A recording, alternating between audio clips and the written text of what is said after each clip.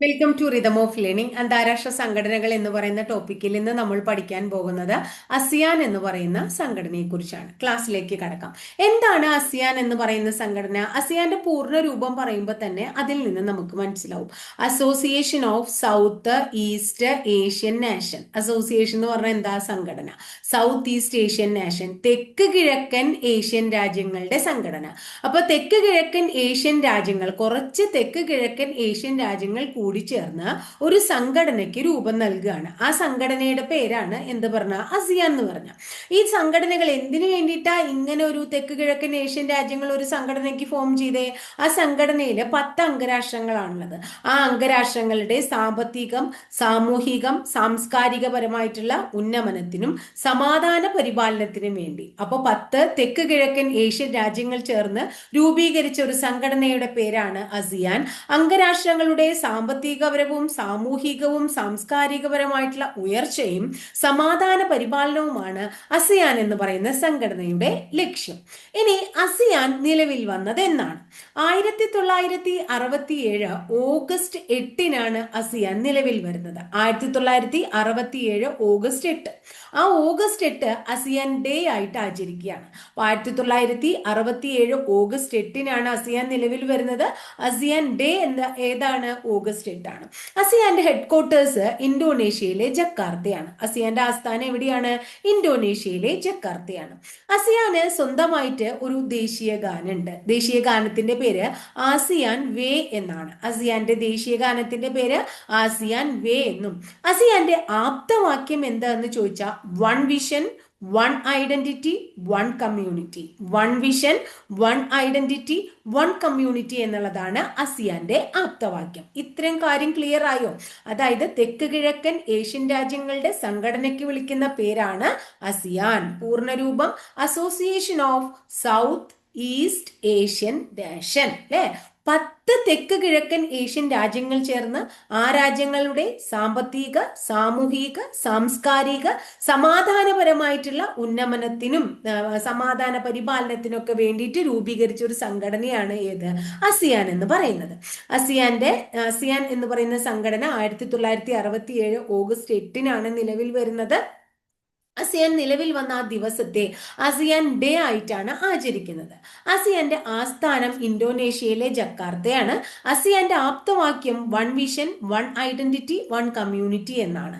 അസിയാന്റെ ദേശീയ ഗാനം ആസിയാൻ വേ എന്നാണ്. ഇനി നമ്മൾ തുടക്കം തന്നെ പറഞ്ഞു, ആസിയാൻ 10 തെക്ക് കിഴക്കൻ ഏഷ്യൻ രാജ്യങ്ങളുടെ സംഘടനയാണ്.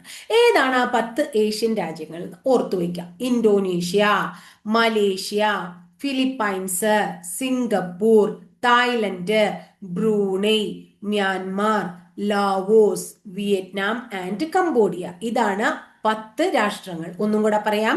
Indonesia, Malaysia, Philippines, Singapore, Thailand, Brunei, Myanmar, Laos, Vietnam and Cambodia. ഒരു കാര്യം ഓർക്കേണ്ടത്, കംബോഡിയ അസിയാന്റെ ലാസ്റ്റ് മെമ്പറാണ്. ഏറ്റവും അവസാനം അസിയാനിൽ അംഗമായത് ആര് എന്ന് ചോദിച്ചു കഴിഞ്ഞാൽ നമ്മൾ എന്താ ഉത്തരം പറയേണ്ടത്? ഏതിന്റെ പേരാ പറയാ? കംബോഡിയ എന്ന രാജ്യത്തിന്റെ പേരാണ് പറയാ. ഇനി അസിയാന് സ്വന്തമായിട്ട് ഒരു ചാർട്ടർ ഒക്കെ ഉണ്ട്, നിയമാവലിയൊക്കെ ഉണ്ട്. അങ്ങനെ അസിയാന്റെ ആ ചാർട്ടർ വളരെ നേരം 1967 രൂപീകരിച്ച അസിയാന്റെ ചാർട്ടർ രൂപീകരിച്ചത് 2008 ഡിസംബർ 15-നാണ്. അപ്പൊ 2008 ഡിസംബർ 15-ന് അസിയാന്റെ എന്ത് നിലവിൽ വന്നു എന്നാ പറയണേ? ചാർട്ടർ നിലവിൽ വന്നു എന്ന് ഓർക്കാം. ഇങ്ങനെ 1967 അസിയാൻ രൂപീകരിച്ചിട്ട് അസിയാന്റെ ആദ്യത്തെ ഒരു സമ്മേളനം നടക്കുന്നത് ഇന്തോനേഷ്യയിലെ ബാലിയിലാണ്. അത് 1976-ലാണ് കേട്ടോ. വളരെ വർഷങ്ങൾക്ക് ശേഷം അസിയാന്റെ ഫസ്റ്റ് കോൺഫറൻസ് നടന്നത് 1976-ലാണ് ഇന്തോനേഷ്യയിലെ ബാലി എന്ന് പറയുന്ന സ്ഥലത്താണ്. ക്ലിയർ ആയി എന്ന് വിചാരിക്കുന്നു. ഇനി അസിയാനില് നിരീക്ഷണ പദവിയിലുള്ള 8ാമത്തെ രാജ്യം ഏതാന്ന് ചോദിക്കുക വെച്ചാൽ നമ്മുടെ രാജ്യമാണ്. അസിയാനിൽ നിരീക്ഷണ പദവിയിലുള്ള 8ാമത്തെ രാജ്യം ഏതാണ്? ഇന്ത്യയാണ്. ഇന്ത്യ അസിയാൻ കരാറിൽ ഒപ്പിട്ടത് 2009 ഓഗസ്റ്റ് 13-നാണ്. ഇന്ത്യ അസിയാൻ കരാറിൽ ഒപ്പിട്ടത് 2009 ഓഗസ്റ്റ് 13-നാണ്. എന്നാൽ ഇന്ത്യ അസിയാൻ കരാർ പ്രാബല്യത്തിൽ വന്നത് 2010 ജാനുവരി 1 മുതലാണ്. 2010 ജാനുവരി 1 മുതലാണ്. ഇനി ഓരോ വർഷവും അസിയാന്റെ കോൺഫറൻസ് ഓരോ സ്ഥലത്തും നടക്കാറുണ്ട്. ഇപ്പൊ എക്സാമ്പിൾ നമ്മൾ പറഞ്ഞു, ഫസ്റ്റ് ഇന്തോനേഷ്യയിലെ ബാലിയിലെ 1976 അസിയാൻ സമ്മിറ്റ് നടന്നു. അങ്ങനെ കഴിഞ്ഞ വർഷം 2024 അസിയാന്റെ വേദി ലാവോസ് ആയിരുന്നു. എവിടെയായിരുന്നു? ലാവോസ്. 2024 ആസിയാൻ വേദി, ആസിയാൻ സമ്മിറ്റ് നടന്നത് ലാവോസ് ആണ്. 2025 മലേഷ്യയിലെ കോലാലംപൂരിലാണ്. 2025 മലേഷ്യയിലെ കോലാലംപൂരിലാണ്. ആ മലേഷ്യയിലെ കോലാലംപൂരിൽ നടക്കുന്ന അസിയാൻ സമ്മിറ്റിന്റെ തീം എന്തെന്ന് ചോദിച്ചാൽ ഇൻക്ലൂസിവിറ്റി ആൻഡ് സസ്റ്റൈനബിലിറ്റി എന്നാണ് ആൻസർ പറയാ. ഇൻക്ലൂസിവിറ്റി ആൻഡ് സസ്റ്റൈനബിലിറ്റി ആണ് കേട്ടോ. അപ്പൊ ഇത്രയാണ് അസിയാൻ. അസിയാനെ കുറിച്ച് ഒന്നും കൂടി നമുക്ക് പറഞ്ഞിട്ട് നിർത്താം. Association of south east Asian nation, തെക്ക് കിഴക്കൻ ഏഷ്യൻ രാജ്യങ്ങളുടെ സംഘടന. 10 തെക്ക് കിഴക്കൻ ഏഷ്യൻ രാജ്യങ്ങൾ ചേർന്ന് 1967 ഓഗസ്റ്റ് 8 രൂപീകരിച്ച സംഘടന. ആ സംഘടനയിലെ അംഗരാഷ്ട്രങ്ങളുടെ സാമ്പത്തിക വളർച്ച, സാമൂഹിക വളർച്ച, സാംസ്കാരിക വളർച്ച, സമാധാന പരിപാലനം എന്നതൊക്കെയാണ് അസിയാന്റെ ലക്ഷ്യം.